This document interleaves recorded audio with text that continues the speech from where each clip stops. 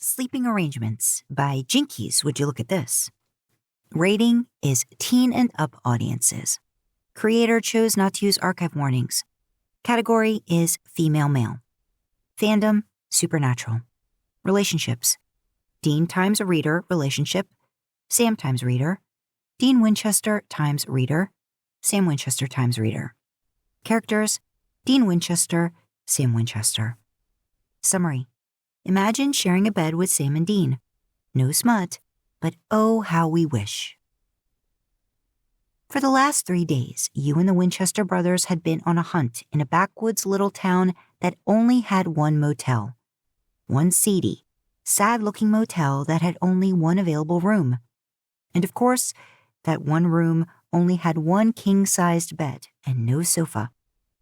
Each of you contemplated the floor for about a second and a half, but decided against it due to the truly creepy health concerns that would have raised. And with the temperatures dropping down into the single digits each night, the Impala wasn't an option. So for the past 3 mornings, you had woken up in a bit of a pile.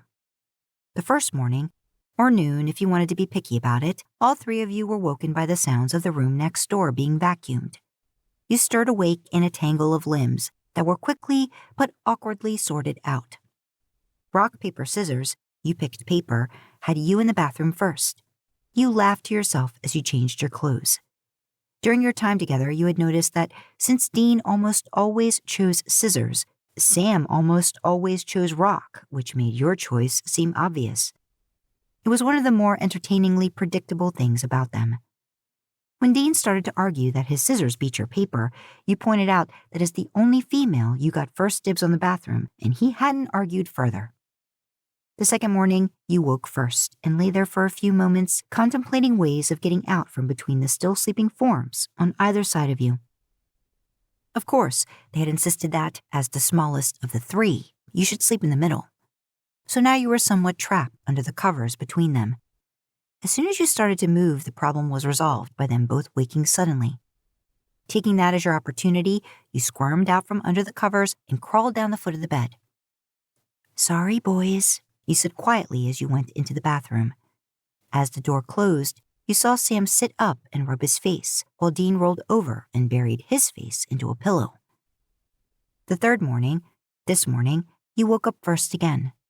You were a really light sleeper normally, and honestly, being sort of sandwiched in between Sam and Dean was not what you would call a relaxing arrangement. Not only were there elbows and knees constantly everywhere, but there was the knowledge that those elbows and knees belonged to 2 of the most attractive men you had ever met. Tall and taller, both were muscly and lean from years of digging graves, chasing monsters, and other such activities. From Dean's adorably bowed legs and the mesmerizing way his hips moved when he walked, to Sam's chiseled abs and chest that probably had Greek gods quaking with jealousy, they were almost more than you could bear. So waking up this morning to find yourself with your head resting on Dean's shoulder, his arm around you, while one of Sam's knees nestled between yours and one of his hands lay on the small of your back, had you fully awake pretty quick. While you lay there trying to get your heart rate to calm down, you had to admit that you were both comfortable and wonderfully warm. Sam shifted slightly and his hand resettled itself so that it was draped across your bottom. Your eyes opened wide and a smile curled the sides of your mouth. Oh, how you wished you could somehow get a picture of this scene, taken from somewhere up near the ceiling. What a sight this must be. You risked moving your head a little so that you could see Dean's face, which was turned slightly away from you. Stubble accentuated his perfect face. Seriously, it was perfect, like something out of a fairy tale, and you suddenly got the almost overwhelming urge to kiss him. And although you resisted, you slowly licked your lips and did your best to imagine what his would taste like. How did you end up in situations like this? This was both wonderful and agonizing. While you wanted to run your hands all over these beautiful men, you also never wanted to move for fear of breaking the spell of this perfect moment. A sigh escaped you. It wasn't a loud sigh, in fact. It was a rather tiny, quiet sort of sigh, but it was loud enough. Sam shifted a little again, bringing his knee further up between your thighs. You gave a barely audible gasp and clenched the muscles in your thighs, squeezing his knee and stopping it from going any further. His breathing changed, and you knew that he was waking up. His muscles tensed in stages, like his body was running through a system check. His hand, which had been so warm through your shorts, slid down the slope of your ass into the valley of your lower back again, where it rubbed gentle circles on your skin before he took a deep breath in and moved it up to wipe his hair out of his eyes. He stretched his legs, which removed his leg from between yours. You were certain from the way a cool draft suddenly caressed your feet that his feet were sticking off the bed and had pulled the covers loose. Maybe that was what woke Dean up, or else it was just the squeaking of the springs in the old mattress. Whatever it was, his free hand came up and rubbed at his face while the arm holding you tightened its embrace. It took a second for him to really register you, though when he did, he just hugged you a little tighter and planted a kiss on the top of your head.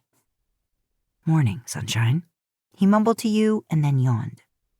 Sam rolled over and swung his feet off the side of the bed, sitting up. "I call first dibs on the bathroom," he said around a yawn of his own, and he stood up and shuffled his way across the small room.